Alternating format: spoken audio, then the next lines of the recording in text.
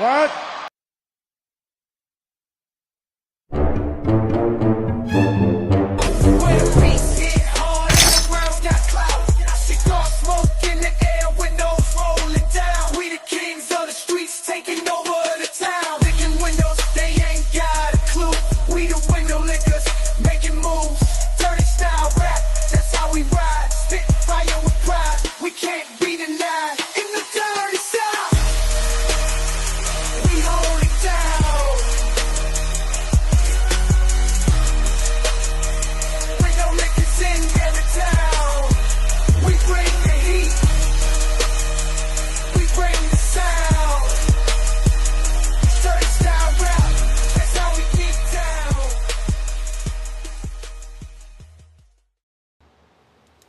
What's up, window lickers? What's up, Chaos Goblins? Anybody out there part of the household? I know you are because, well, this is part of the network, and you'd be a silly goose not to be a part of the household.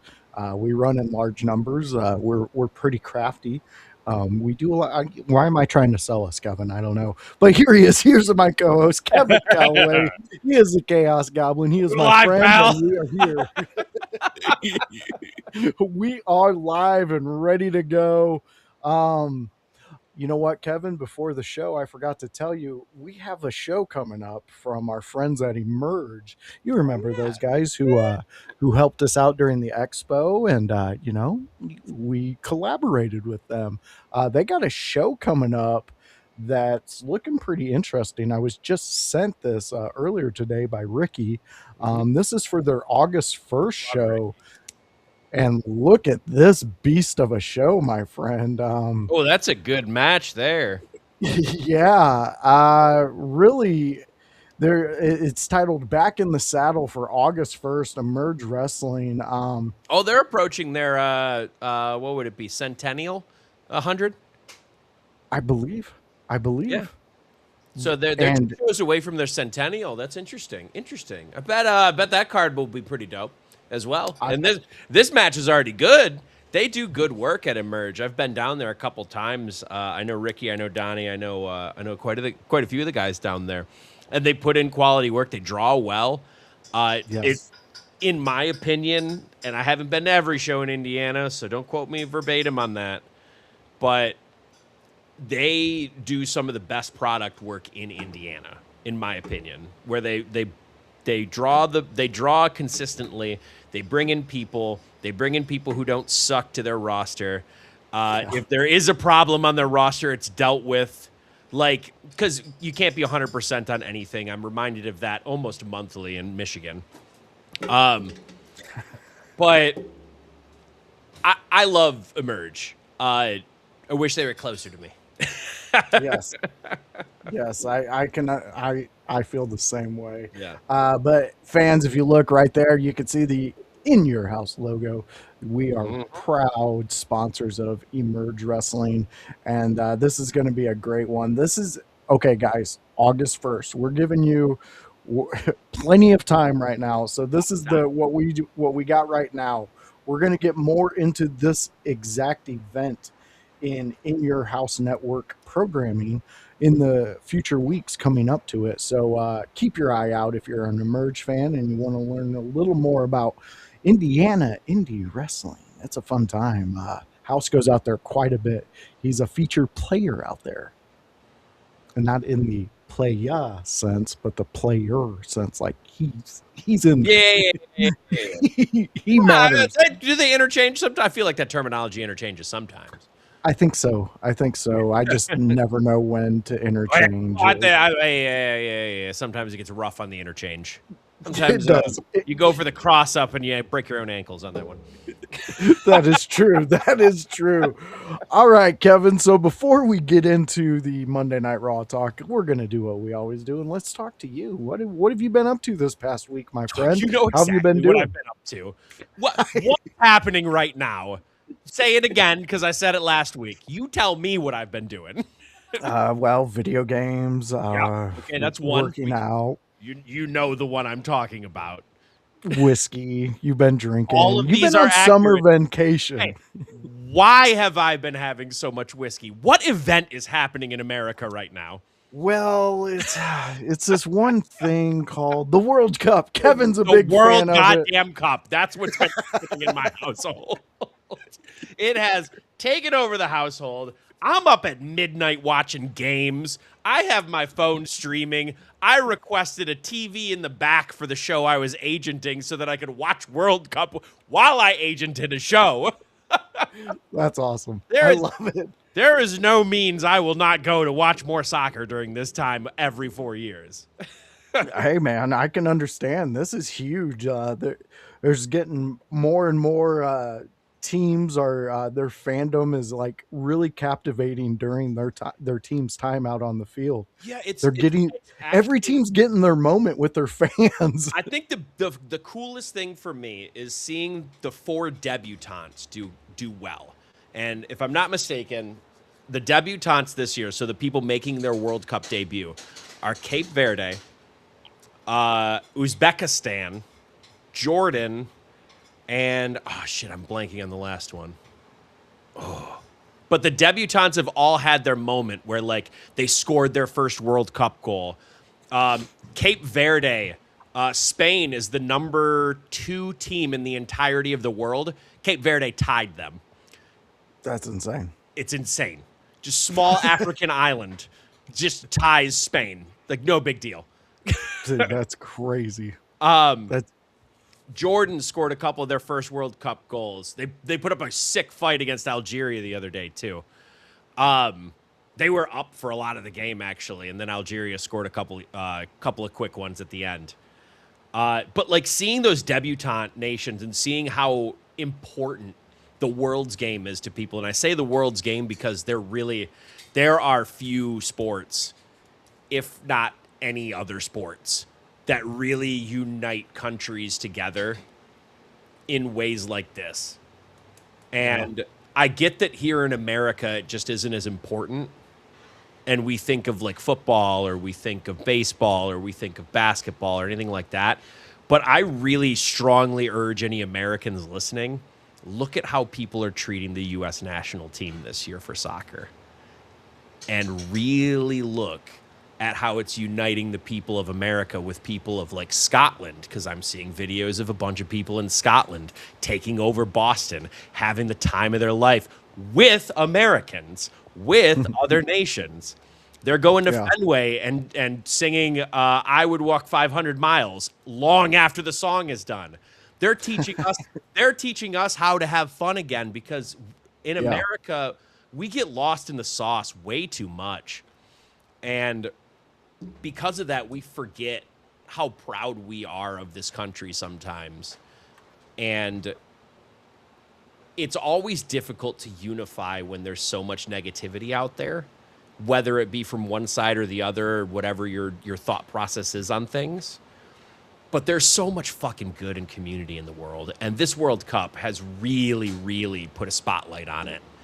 And it's just amazing to see.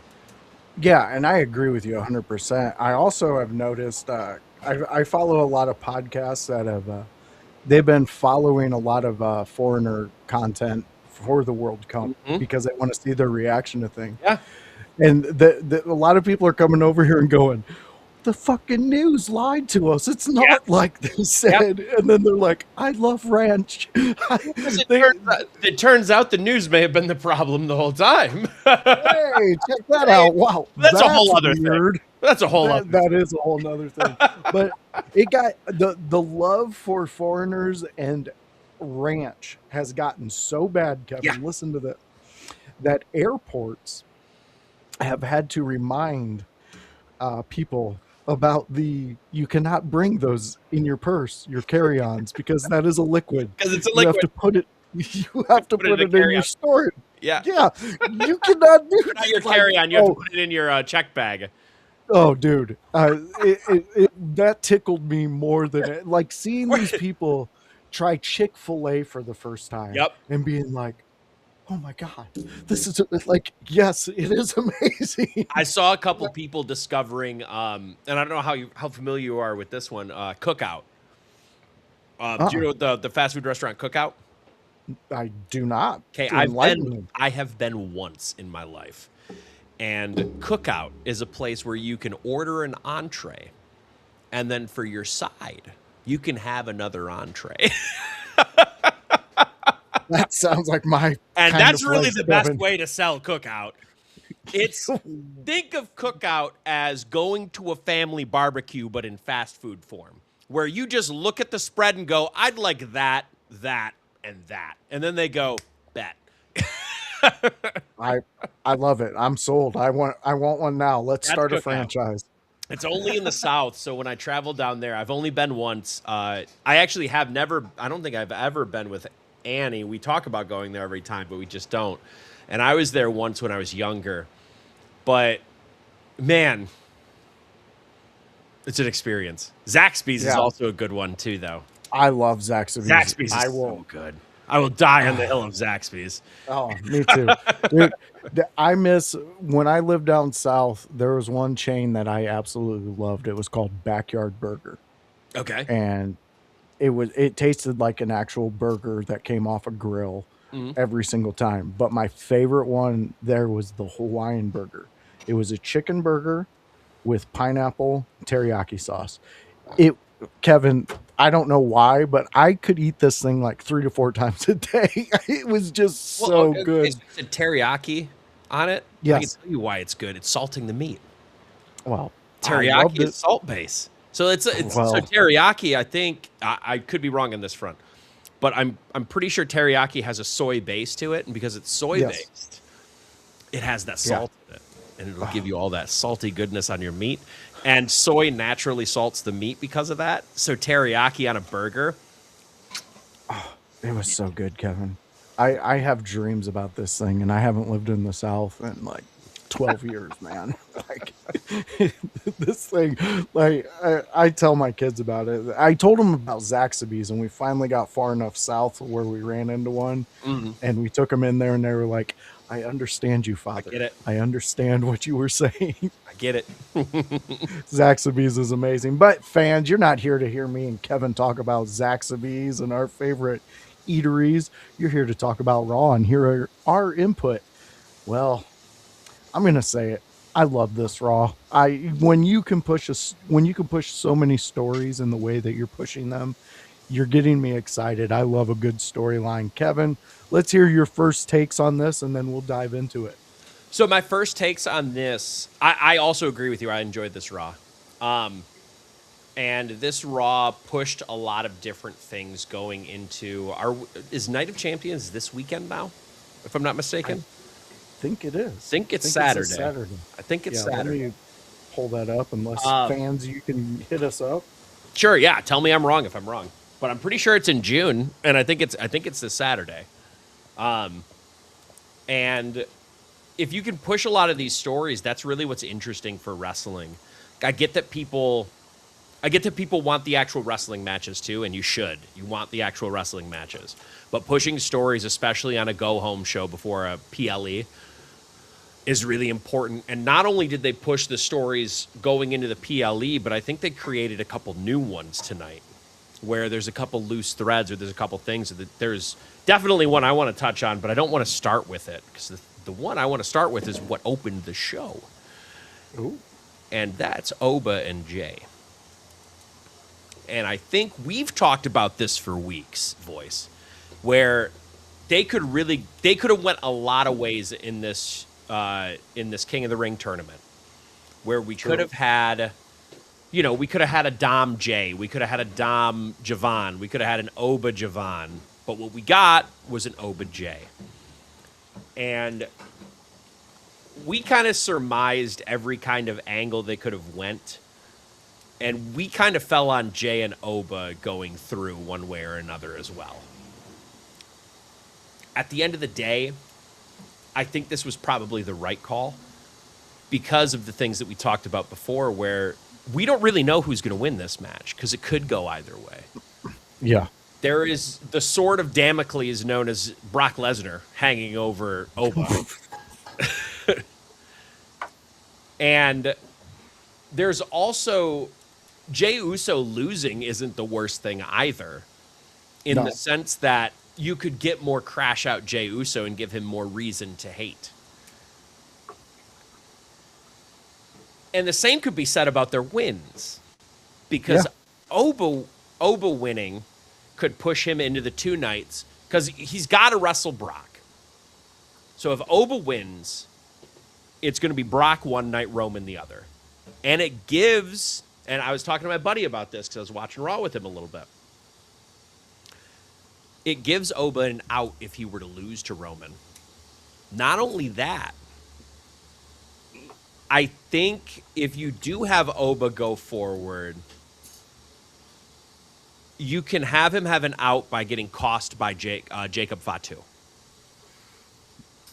And I think that makes Fatu look a little stronger. Now, I am going down a path that I don't think will happen. Granted, I'm just saying this could happen. Yeah. I do think they go with Jey Uso. I agree with Fightin in the sense that he says, I don't think you can let Jey lose this one without looking really weak, especially with him in the bloodline. I do think that's true. But Jey also can't go over clean here. Because if Jey were to go over clean, that demolishes Oba. Well, and it also demolishes what they've been building with Crash Out Jay. Yeah. Because then he That's, I mean, exactly. And that's not what that's not the picture that we're watching being painted. What we're watching being painted is you guys are going to have him crash the fuck out yeah. in one way or another. And what I'm reading or what I'm seeing is it's going to be after Roman. What else? And here's another wrench that's been thrown in there. Solo again. Yeah. With him costing Jimmy in the night, which we'll get to a little bit more. But actually, we But get into it now because this is kind of relevant. Yeah, because it all folds in together. So we had Solo come out and cost Jimmy his match against LA Knight, which LA Knight, by the way, watched every bit of it go down and then won anyway. Yeah. Yeah. He also got outshined by a Danhausen promo when his whole entrance is his big moment. In fairness, I think Danhausen would outshine a lot of fucking people. Dude. There are I could probably count on one hand how many people Danhausen wouldn't outshine. Yeah, and fans, we'll get into that segment later, but we'll keep going with the Big J or Big Jim and Solo interaction because, dude, Solo's becoming interesting again. I'm loving this. We don't really know. Like we know he's going to be an interference. He's going to be a thorn in the bloodline side. But are him and Jacob going to link up? Are they going to do something and Jacob together? Going to link up? Yeah. I think no. You know what? Can I let me take a first hot take here. Do it. I think is going to happen. Yes. Jay needs of an army too. Oh. What if Jay were to enlist Solo and Taller Tonga? Okay. What if come down this wild journey? And what up, Nightwing? Good to see you, buddy. Come with me on this journey. This is wild conspiracy. We're all over the place with this one. I love it. Boy, here we go. And I think this would be interesting. What if Jay were to win this King of the Ring on the back of Brock Lesnar costing Obafemi? Because I think that's what's got to happen if you're going to have Jay win. Or something else, like Solo and Taller Tonga come out and kill him or whatever. Someone has to fuck over Obafemi. Then Jay goes on to SummerSlam. And he beats Cody Rhodes. And I don't mean he beats him clean. I don't mean there isn't some kind of other thing. But what if he beats Cody Rhodes? What if Solo and Taller Tonga help him beat Cody Rhodes? I went full tinfoil Kevin. Yeah. we are Sam Tripoli over here, tinfoil hat. I'm going down a route. And do I think this is a very common route? Maybe not. But would it be an interesting route? I would argue yes. in the sense that you're giving Jay a group around him. It was clear that Solo couldn't lead the group, right? Because Solo's iteration of it kind of went wonky and failed. Is what it is. Not everyone's a leader of a faction. What if you give Jay the chance to lead a faction and you create the bloodline storyline there? Yeah, and I agree, fighting Brock interfering and setting up Oba Brock at SummerSlam is a goddamn layup. For them to throw that away would be wild shit. Yeah, 100% on that one. What's up, Big Glenn? We see you. But that's my tinfoil hat for the day. It's not that bad of a tinfoil hat. It isn't. Because what if that happened? Because now you're looking at Jay being the leader. Crash Out Jay taking the next step up in maybe becoming the next tribal chief or an iteration of what they think a tribal chief should be. I like it, Kevin. I want to see it. I want to see it. Do we think that those are the only ones to go, or do we get a new member? Are we talking about... I think we get a 4 and a 4. I think we get a 4-piece and a 4-piece. Okay, but do we add Zilla? I think Zilla goes into one of them. I don't know which. Because you can fit in anyone anywhere, realistically. But wouldn't it make sense, though? I think Zilla going with Roman makes more sense if you're going to take Jay from Roman. In the sense that you already have Tama, Solo, and Taller Tonga on one side. So if you have Line Jay with them as the leader, you already have a 4-piece. Zilla going with Roman at that point makes the most sense. Because then you have 4 and 4. You want even numbers at some point. True. And I can see you on that one and give you that. But for me, I would like to see Zilla go with Jay and Jay be the one to like corrupt him against Roman, because then later on I feel that there's a really good setup for Zilla and Roman. I don't know though. You could also go the route of Tama Tonga defecting, because there has been heat between him and Solo over past. So if you want to do that, you can do a little swibbity swap as well. I think that wouldn't be out of the ordinary. And Anthony, I don't think your prediction. I think Brock is going to screw Oba at Night of Champions. So Anthony's saying he's sticking to what he's saying. Oba is going to be winning King of the Ring. But at SummerSlam, night 1, he challenges Roman, and then Brock screws him, which then sets up the night 2 main event for SummerSlam, which is Brock versus Oba. I don't think that that's a bad way to go. However, the only reason I think they won't do it that way is because they want Brock Lesnar on a marquee, not a surprise. Yeah. They want him booked for a match that they can promote. Now, if I'm looking at it from a wrestling, just booking, not promoting, not let's try and get all the cash we can out of this kind of sense, I actually really like Anthony's booking of this. Because then you set up your night 2 and the intrigue happens at the end of night 1 to make sure people buy the next night. But we're already subscribed to ESPN. They already have our money. Yeah. They're going to want to try and get people's money prior to that. And I think that's where I differ on that opinion. Would I love for that to happen, Anthony? I would love for that to happen. Let's do it. Fuck it, we ball. But I don't think that's what they are going to do, because they're going to look at bottom lines before that and advertising. Yeah, I don't know. I'm sold on I want Oba doing both nights. He destroys Brock first night, takes him out, becomes the new beast, and then he conquers the mountain and he eats the worlds and he does everything on night 2, gets the title, raises his hand. If he wrestles 2 nights, I think he loses the second one to Roman to keep it on Roman. He probably will. Strong. I guess my main thing is I think a 2-night with Oba, if he's taking Brock's spot, this proves to me as a wrestling fan, as a career-loving Brock Lesnar fan, this proves to me that Oba is ready. Yeah. And that's just my personal, like, what I see. So I already believe Boba's taken over for Brock. I mean, there's and no I doubt agree about that it. Oba's over enough to do it. My worry with Oba is if we fast track him towards the title, he loses some of the fan support over time, which is wild to say, but I've seen it happen before.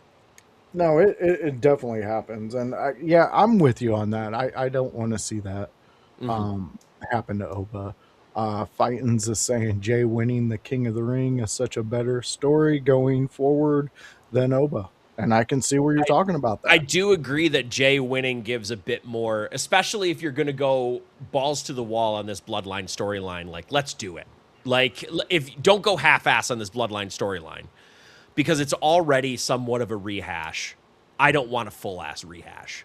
Make Jay not the right-hand man, but the second in command that's trying to eat away at Roman, not Yeah, the other way, not just like be there again.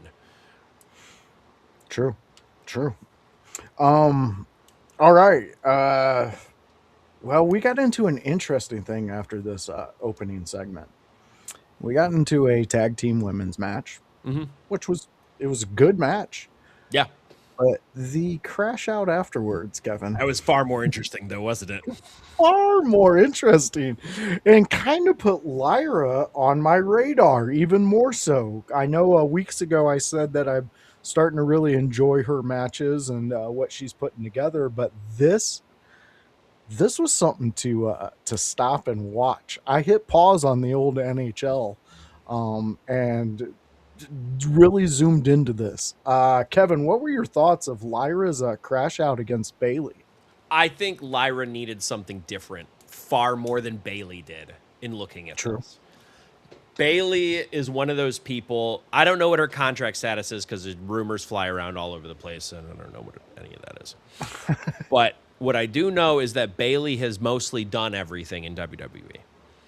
So what her role now will likely be is a couple of championships, maybe if she stays. She could also leave WWE and go somewhere else. She could do an AEW if she feels like she wants to do that.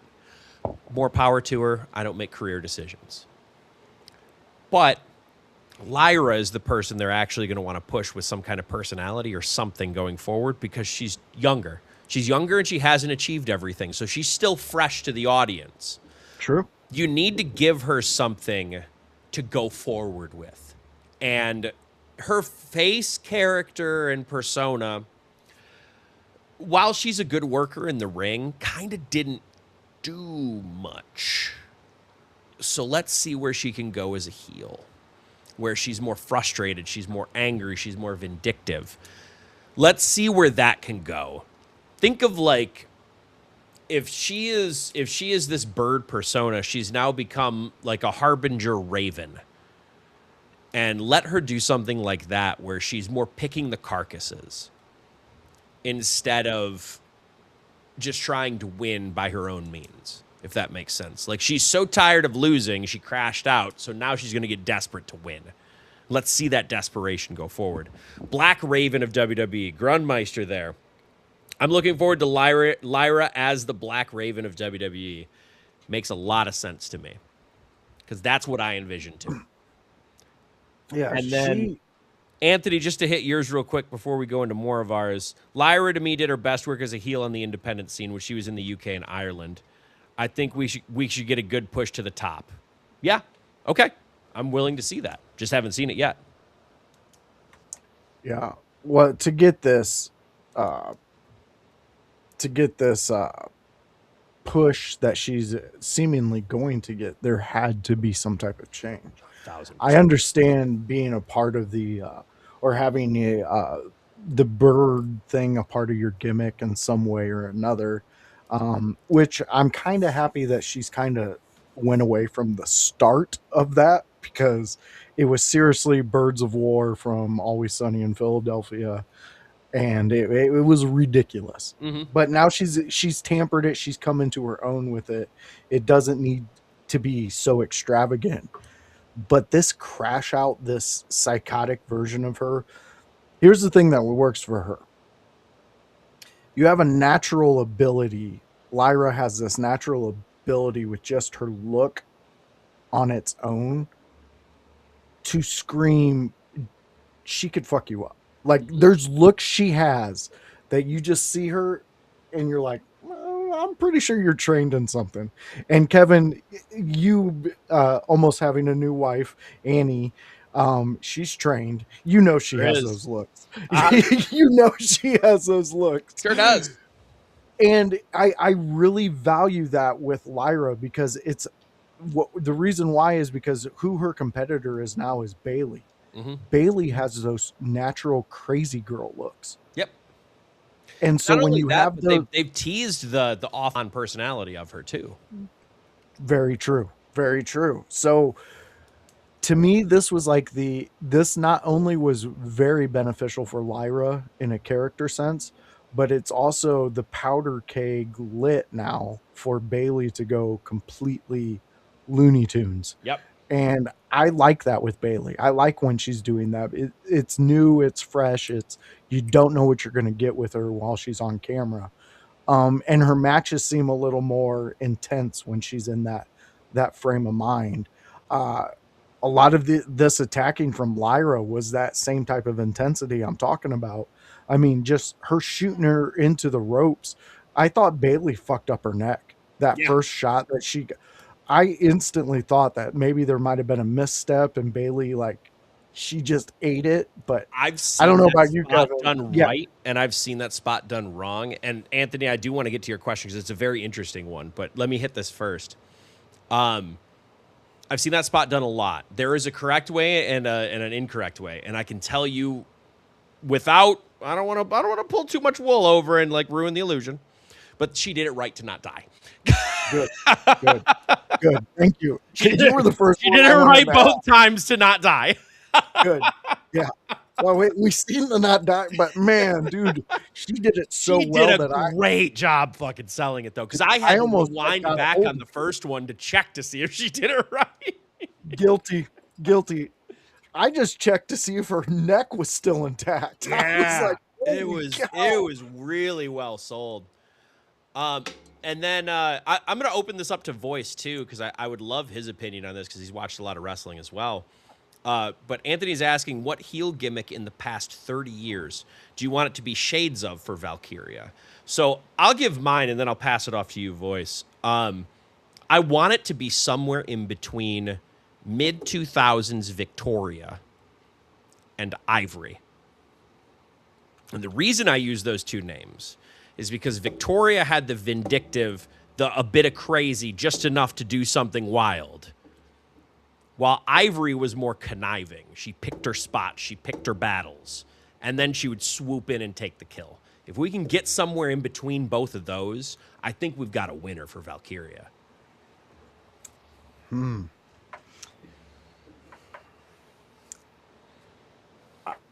Okay. To be able to know when to pick your spots and things like that in a match, I need her to be half of Lita during when she was with Edge. But then I need that crazy side, right? And I think if you're fans of me personally, I think you might know who I'm going with because she took a group of oddities to heights that made me happy. I've watched her doc so many times. I absolutely love this woman. Her son was in one of my favorite cooking competition shows with Ramsey, and it's the beautiful Luna. Luna Vashad. I need Luna's a her good to one be too.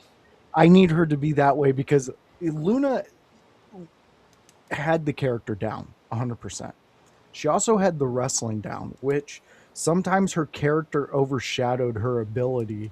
And also, she was handicapped in a sense that she was only allowed to wrestle women in a specific way. She wasn't allowed to do like what they can do now. And she was trained to do what they do now. Maybe not the extreme moves that they do, but she was trained by men how to wrestle with men. And Luna to me hands down, I don't give a shit what you guys have to say. She is the most fantastic female entertainer when it comes to wrestling for me. Luda's one of those very underrated wrestlers. 100%. She gets looked over a lot. I don't disagree with Anthony's take though. He says Francine and Victoria because Francine was very manipulative and conniving to your face and very in front of you instead of behind your back. I think that would work for Valkyria too. Honestly, I like a combination of literally all six or all three of ours. Yeah. And I think that would, if she can harness all of those and tape study those five women, she's gonna be she'd be Megatron. Yeah, she'd be Megatron. If she can do all of She's those, just forming Voltron at that point. she's just the ultimate. Then, like, fucking sign her up. Yeah, I like what they're doing here with Lyra. I think agree. this is going to be fantastic. And like I said, I also like the fact that we know it's going to push Bailey into her craziness, in which we really started to really like about her. Yeah. Well, let's go on to Mr. Chad Gable and his apology tour, Kevin.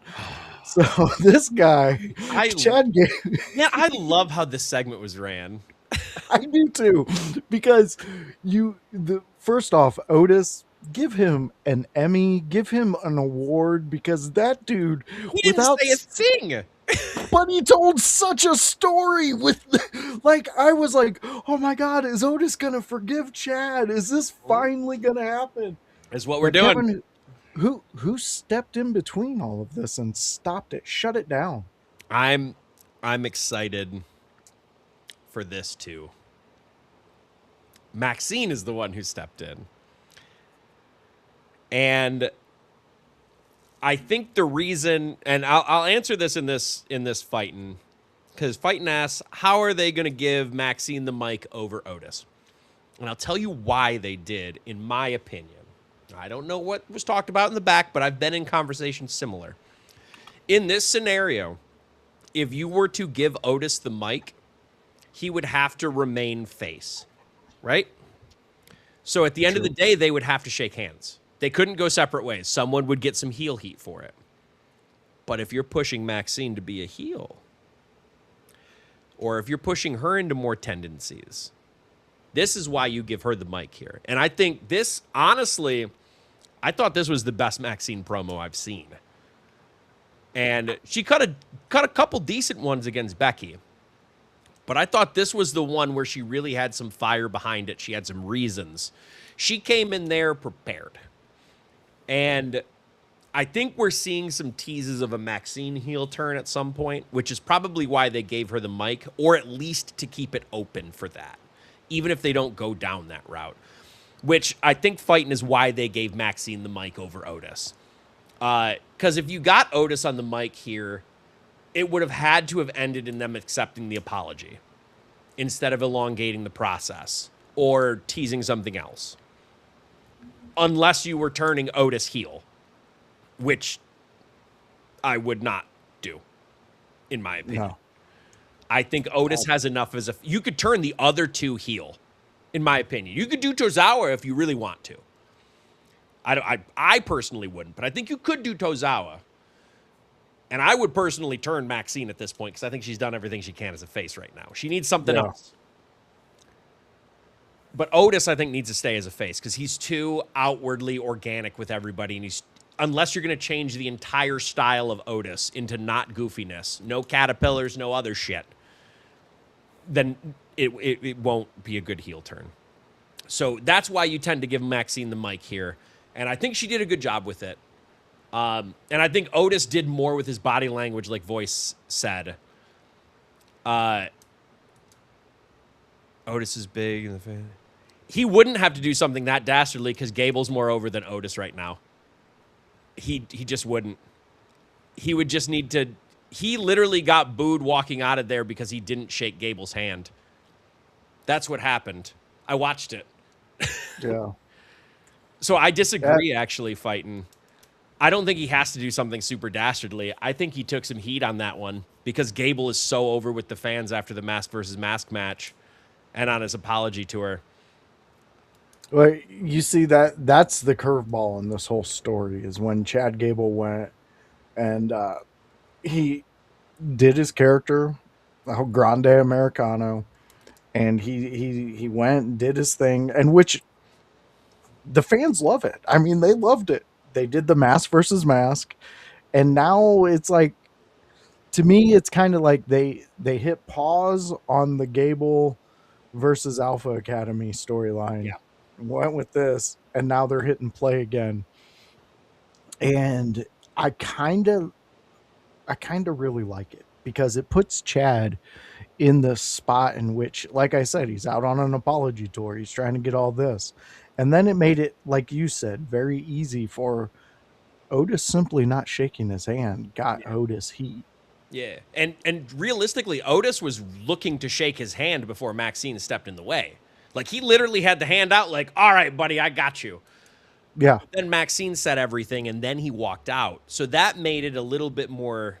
It didn't make Otis a heel. And I'm not saying he is a heel. He didn't do a heel turn here. There was nothing like that.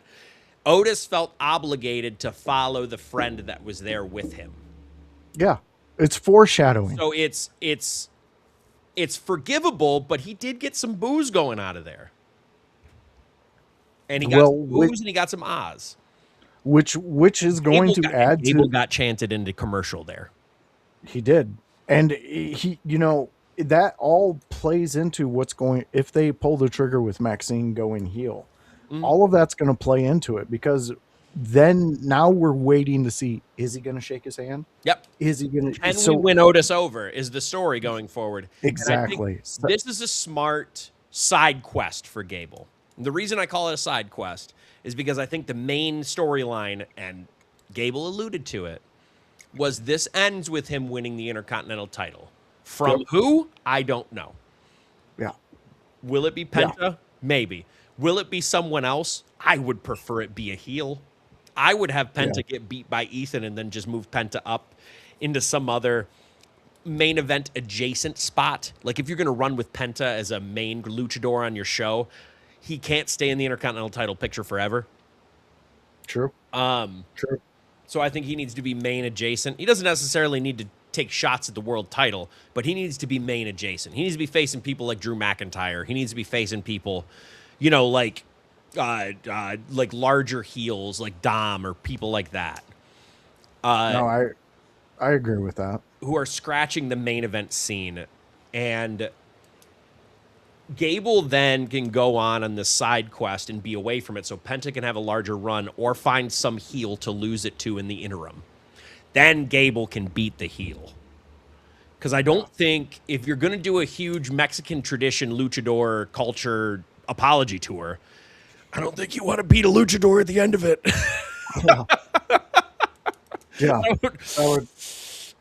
It's kind of going the opposite. Like it's like saying, I'm not going to drop that bomb. Hey guys, drop the bomb. I'm not saying you can't, but I think you're going to get a much bigger reaction if you take it from the person who just fucked with Mexican heritage. And Ethan Page or Rusev, they're taking masks from people. They're being assholes. Have Ethan Page be the one to beat Penta. Then you're defending lucha tradition by beating Ethan Page. And that's good storytelling. Mm-hmm. That's where you want to be.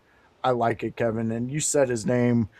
He does appear, but he had a song where he was told to put back on his clothes. He's Ethan Page, and Dragon Lee had a match. Kevin, so this is one I've heard until the finish. Well, it's so goddamn funny that you said that right at that moment, because that's what I've been hearing by everybody. They are not liking the end of this match. Which, I mean, I have break it down, Kevin. I have two reasons I don't like the finish of this match. One was the low blow, and one was the actual move to finish it. So the low blow somehow is less so the issue. To me, this is just me looking at it logically from a booking or an ending standpoint. I think it was just mistimed, so it ended up taking away. Thought of it was good in that Dragon Lee reaches down, starts hooking the Styles Clash, and Ethan Page, while he's wrapped around him, jerks up as if Dragon Lee did it to himself. Therefore, there's kind of an air of, oh shit, oh no, happenstance, right? Yeah. Problem with that in this match. Dragon Lee wasn't wrapped around him at the time. He didn't have the full position to actually grab him up. Ethan either went early or Dragon went late or whatever. That kind of shit happens. It took away a little bit from me, but I also am reading really far into it. I think a lot of people forgave it. I nitpick. So I would have waited for him to be fully around Ethan Page as he was down on all four. And then Ethan go all the way up. Like he was jerked up into it, like they were trying to get over on commentary. So it just didn't feel like he was jerked up into it. There was no... With Dragon Lee not all the way around him and grasping at him, I just don't think there was an air of like, oh, it could have been, even though we all know it wasn't, right? Yeah. But the bigger problem, boys, why the fuck are we doing Fisherman Busters for Ethan Page's finish? And why, and I know I say Fisherman Buster, but it didn't look like a Fisherman Buster. I know what he was going. I saw him hook the leg. I saw him go up, and I saw the angle he drew the suplex down on, right? So I know he was going for a Fisherman Buster. The problem was that he lost the leg on the way through. And when he lost the leg on the way through, guess what it turned into? What did it turn into, voice? What did it turn into? Egoplex? No. A vertical fucking suplex. Oh, that's yes, it. yes. But that's what they're calling it. Oh, I'm aware. The problem is he didn't hit it. He didn't hit it. Why would he didn't hit the egoplex? You know how I know he didn't hit the egoplex? Because he lost the leg. I saw the leg. He had the leg. And then he went up, leg. And he beat him with a vertical suplex instead. Kevin, though, So let we me are ask in you. territory days doing vertical suplexes now. Which, don't get me wrong, I study territory days. I've seen the vertical suplex win a match. Ooh, it's a devastating maneuver. But in the year of our Lord, 2026, a vertical suplex ain't it. And yes, House, if you go to WWE's main site and you look up the recap of Raw and you go down to the Dragon Lee and Ethan Page section of it, it says that finishing him with the egoplex. So they are trying to make you believe that he hit him with the egoplex. So he didn't. It was a vertical suplex because he lost the leg. He lost, unless his thought process was, I'm going to hook the leg and not then hook the leg, and that's going to be the egoplex, in which case I would tell WWE to firmly think that one the fuck through. They are rewriting history. And they are using their website to do that. I don't know why we are not just doing the twist of fate. He had one. He had it. I don't know either. I know why they aren't doing the Ego's Edge, and that's because Rhea Ripley is on fucking Maine. And so is Damian Priest, and you don't want 20 fucking people doing the Razor's Edge. I get that one. Ain't nobody doing a goddamn twist of fate. No, there's not. There's not. So why? Yeah. The only thing I can think of is some guy in NXT wants to use it, and in which case I'd tell him to kindly fuck off. Find a new move. Dude, I don't House, I don't know. This I cannot answer you on this one. I'm with you. So, I don't know why. I agree with that, House. And just to read it out for people who might be listening instead of watching, I don't know. House says, I don't know what they are doing with Page, messing with his music and his moveset. Here's the thing. Page is going to overcome this because he's an excellent worker. True. I know he will. I don't know why he can't do the twist of fate. I think that's ridiculous. Razor's Edge, I know why they're doing, but no one else on their program is doing the twist of fate unless the Hardys are coming back, which I would advise against. Jeff can barely walk down to a ring at this point. So can Matt. Yeah. Yeah. So God willing, the Hardys aren't coming back. And this is not to say anything against their greatness and their legendary status. This is just like what they can offer now. I think they should be agents for tag matches. I think you should hire them, but not for in-ring stuff. I think you should hire them for a lot of other things. But Yeah. I don't know why they are doing this with Ethan Page, where It doesn't make any sense. They've changed his finisher about 5 times throughout the process of the time he's been here. And it's he can't get a finisher over. He can't get a finisher over, and it's brutal for him. Because now he's on main WWE TV. On NXT, you can get away with it a little bit more. Not because it isn't important, but because it has less viewers. And when you have less viewers, you can get away with new shit every time. Like, I could do a new finisher every week on NXT, and I could probably get away with it. But when you're on main roster, you want the marketability of everything. Exactly. And marketability comes with knowing your fucking movesets and hitting those fucking movesets. That's what blows me away when we talk about Ethan Page. We always talk about how he understands wrestling, how he gets it, how he moves, how of an ultimate wrestler he actually is for character, for what he does in the ring, things like that. Oh yeah. But then he's getting shit like this. Like, it's like, dude, just let the dude spread his wings and fly. He's a peacock. Yeah. You know, let him go. Like, I would argue they are still doing that. The problem is it's just the finisher, right? It's just the finisher right now. Because Ethan Page has been given TV time after TV time after TV time to get over, and he is eating that fucking scenery and using those minutes. And even in this match, we literally came into this discussion and said, I loved the match until. Yeah. It is just the finisher with him. This isn't like, I don't think it's the same as what House is saying. It isn't like Ricky Saints. Ethan Page is coming out there and getting quality TV time, not just TV time to eat L's. He's coming out there to do things, right? Yeah. Whether that be manipulate Rusev, whether that be manipulate his surroundings, whether it be to get a cheap victory, he's getting these opportunities that Ricky Saints actually isn't until recently.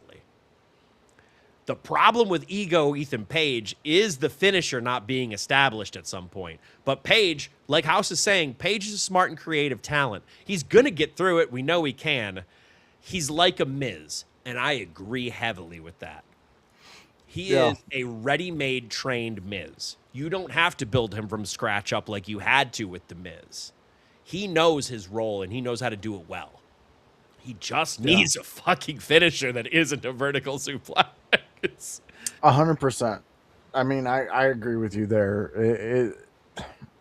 To me, he's like watching a reiteration of a semi-smaller Mr. Perfect. I loved Kurt Hennig matches. I just think they're some of the greatest matches to sit back and watch his psychology when it comes to a match and how he would do things. Mr. Perfect was up there, man. But with Ethan, I need to know when I'm supposed to be happy when he's hitting a move. You know what I mean, Kevin? Mm-hmm. I need to know that move is going to happen every time, so I can look at a friend who maybe not be an Ethan Page fan, and I could be like, "Oh, your boy just got hit with a whatever it may be, the egoplex." Well, right. Whatever you were showing me this week was not that, and then your bosses try to lie to me. I don't like that. No. I know. We'll get through it. Ethan he's a creative talent. He's going to make it through, and he's going to be fine. 100%. He's getting the TV time he needs. All right, so let's do a quick run through of the rest of Raw. Io Sky and Liv moment. Did what it needed to do for the most part. Dude, I honestly like the way it pushed Liv the rest of the night because then we had the Danhausen moment. Parlayed into a lot of the other stuff. Yeah. Dom and JD come back there. They ask for their money back. He shows them what he spent it on. JD touches it, becomes electrocuted. and then gives his best performance he's ever fucking given with WWE for the rest of the night. Yeah. Anytime he was on TV, I absolutely like if I could give an Oscar to one of these guys, one of these women for their performance of this Monday night, JD gets it for me. JD and He Otis. was, dude, those guys, they were fantastic. But Mhm. JD for me, when he is going, can we go to medical? Or he's just coming in, hey, I'm JD. Like he played it perfectly. Yeah. I loved it. And Danhausen, he did it perfectly too. I mean, Danhausen hits it out of the park 100% of the time. But that did play into more of the live and the separation that she has Mhm. with one of her teammates. Kevin, can you give us a quick little insight onto what I'm speaking about? So we had them talking a little bit, and man, I think we had a little bit of discussion. We were dodging questions and things. Liv seemed honestly with both teammates, it seemed there was a little bit of division. Okay, yeah. You'd argue both. Maybe more one than the other, but I'm gonna say both. That's where I would go. I'm gonna Okay, say we'll both do to some both. extent. We had Raquel mad about losing, and we had Roxanne kind of just I don't know. She was. It's hard to describe exactly how I saw it because of how they were selling it. It was. I guess we'll talk more about Liv in this instance. Liv was trying to give direction, and it just didn't seem. It was falling on deaf ears. Yeah, Because it was falling on deaf ears, Liv was getting more mad. yeah, And when we're going down those routes, I think we're doing a good job teasing some of those things and teasing some of the extra things that we can do with it. I I think I honestly don't know how this Queen of the Ring is going to go at this point. And I think that's my favorite part about this segment is yeah. this could go many ways. And we talked about many 100%. of them. We won't harp on them again because I think we went into a whole breakdown of them last We week. did. We did. But as far as this, I think it furthered a lot of dissension between the women in the Judgment Day. Specifically, more I think with Roxanne and Liv, Yeah. only because that's what we've been teasing for a long time. Though Raquel seemed most angry, if that makes sense. No, it does. It does because that's what I also seen. Yeah. But it seemed like you can say both of her teammates kind of got some. They got shit on by Yeah. Liv. And it was all because all her plans were centered around what just happened to her when one of the teammates needs to go to medical. Yeah. He absolutely needs to go to He needed to go medical. to medical because JD was selling his ass off for all of it. Exactly. And I, again, fucking loved it. But what I did pick up on Raquel was more infuriated with this interaction with Liv than anybody else. And again, though, with this specific group, how many times have they tap danced to this line in this exact type of way and then only to become stronger after a PLE? Yeah. Like they've done it. So I'm not sure where we're at on it, but I do love the story because we are seeing a little split there. And hopefully that this is the one split that kind of breaks it off and we get to see what actually happens uh, in the future with these three women. Yeah. Okay, so we already covered the LA Knight and Jimmy match, and what happened with Solo coming out Yeah. there and I don't think disrupting. we So got let's to really. We can glance over that Seth sat down with Cole. I think we're good there. I think we yeah, pretty much got that point across. We're ready for the steel cage match. yeah, they're understanding that they just need to get to the match Yeah. because they've already sold it. Like we're invested. Let's get to the match. So let's get into the main event real quick because it came into a World Tag Team Championship. Braun Breaker and Austin Theory from Boy. the Vision Went up against Montez and Dawkins. I like this Street, match. I like this I match, did and too. the Street Profits going over was the right call.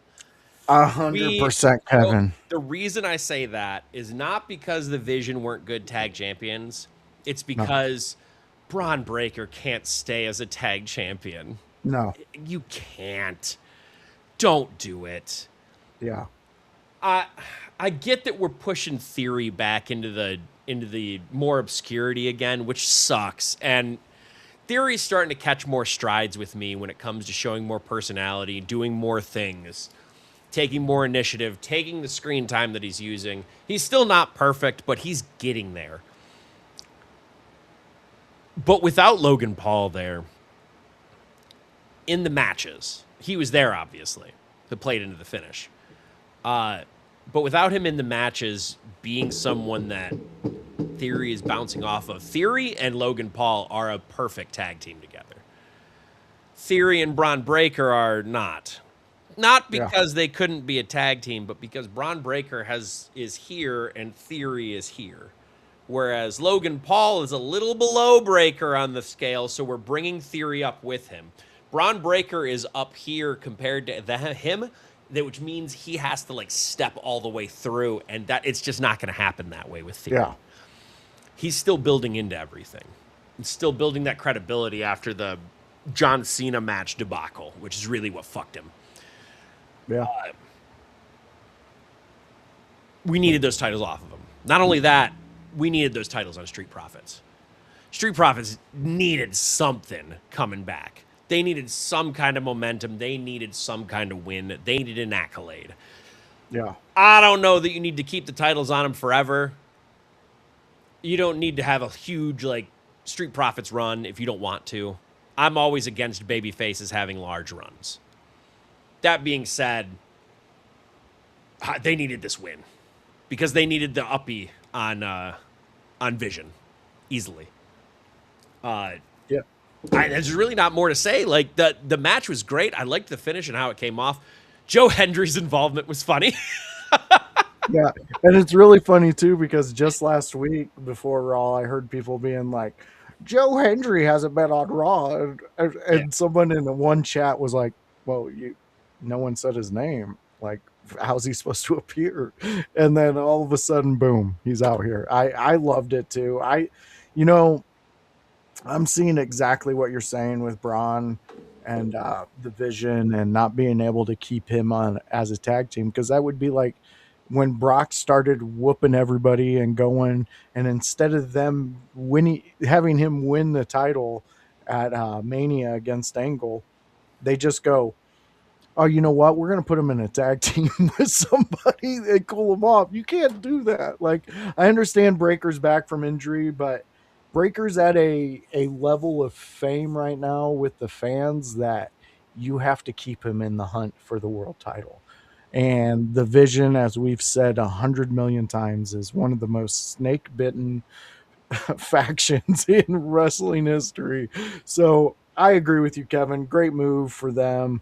Street Profits also bring such an energy to the tag team division that having them as the title holders um, allows you to bring up some competition in the tag team era. Yeah. I think that's needed very much so.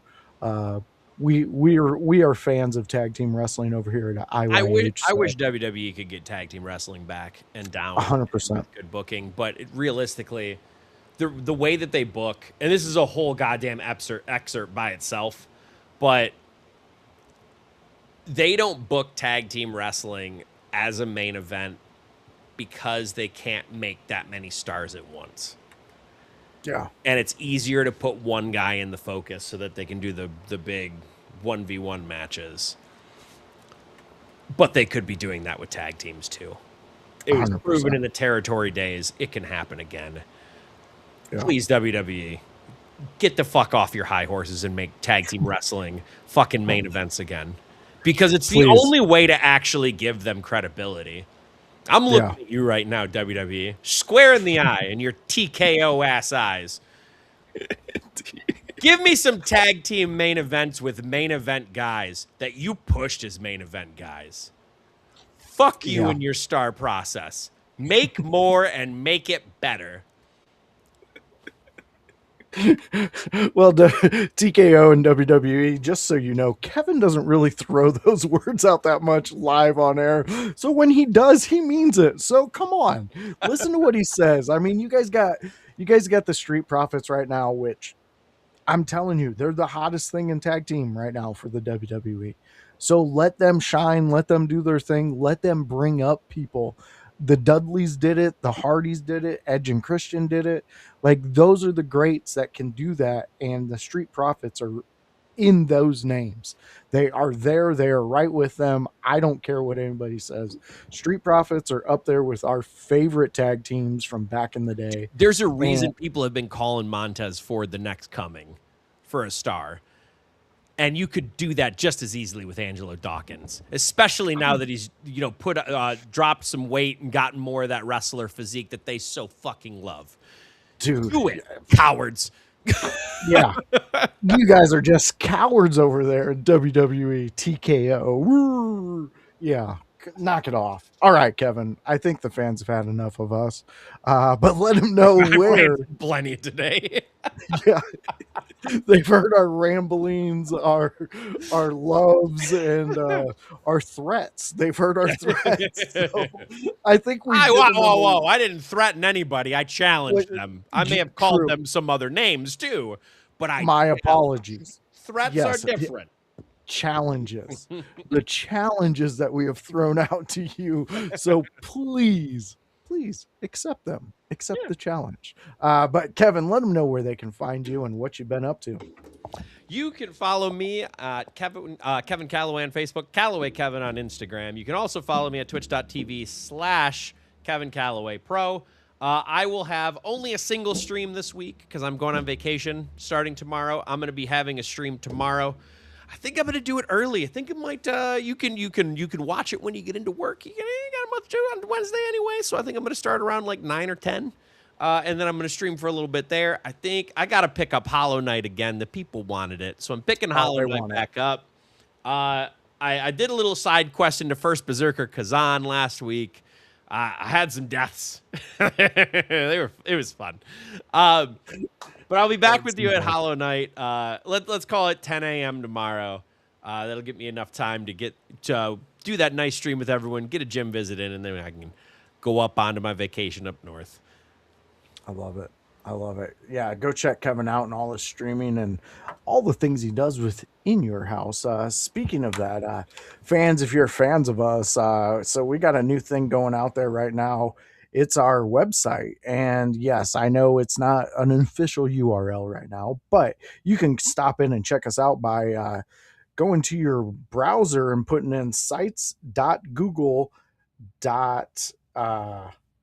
hold on .com /view /in your house, and you'll see our new website out there, links to our merch page, links to our profiles on all the social medias out there, and you can actually check out Kevin on there and find out when his Twitch goes live.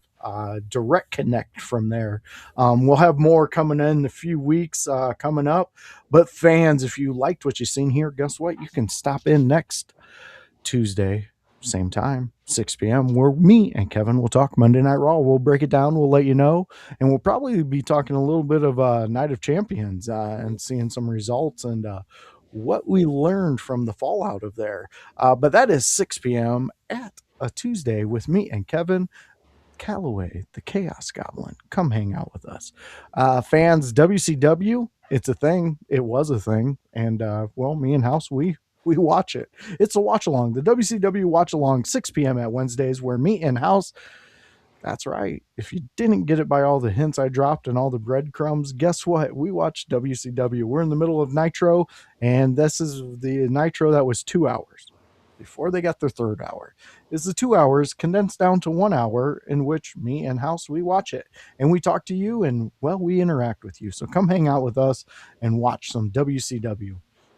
Outside of that, there's a show that is catching so much heat here at the In Your House Network. It's the AEW Dynamite. Yeah, it's the Dynamite recap show where we sit down and recap AEW Dynamite for that week. That's a Thursday, 6 p.m. It's me, House, and OG Tony himself, where we sit around and give you what we loved and what we loathed and everything in between about AEW Dynamite for that week. So fans, come hang out with us. The last place you can catch anybody in the In Your House Network is Sunday for the Sunday House Party. It's 1 p.m. where anybody who's available jumps on. Last week was a solo edition. This week won't be. So come join us, come hang out, join the network. We got so many things going on. We still have our Discord. Hit us up if you want that link. We got the webpage going up. We got so many things, plans for the expos, plans for future stuff. Kevin, we're doing it all, and it's all part of that work that House says. Mm-hmm. And then he spells out his last name, H-O-W. The W is for work. Yeah. It's a good gimmick. Right. It's a good gimmick. It's great, man. Like, I'm thinking about recording it and just having it for a ringtone, you know? Yeah. That can slap. That can slap. Like, yeah, because right now the one I have is when my wife calls me, it's Always Sunny in Philadelphia, and it's Mac yelling, "Well, Charlie, you're not the one on the video threatening Jews." I used to Such have a great episode. I used to have different text message tones to what my call tone was. So whenever someone texted me for a couple of years, it was Attila, and it was just said, "I'm about that life." And then after that, it was Lonely Island. It was, and I don't remember what song it was from off the top of my head, but it was, "I threw it on the ground." I love it. I had a Lonely Island Boy ringtone, Dick in a Box. From Yep. So, or Andy Sandberg, funny dude. Funny dude. You need to go. If you don't know him, go check him out. It's a great time. But Kevin, thank you again for always being a friend and joining me here to talk Monday Night Raw. I'm going to catch you on the next one, buddy. Yeah. Peace.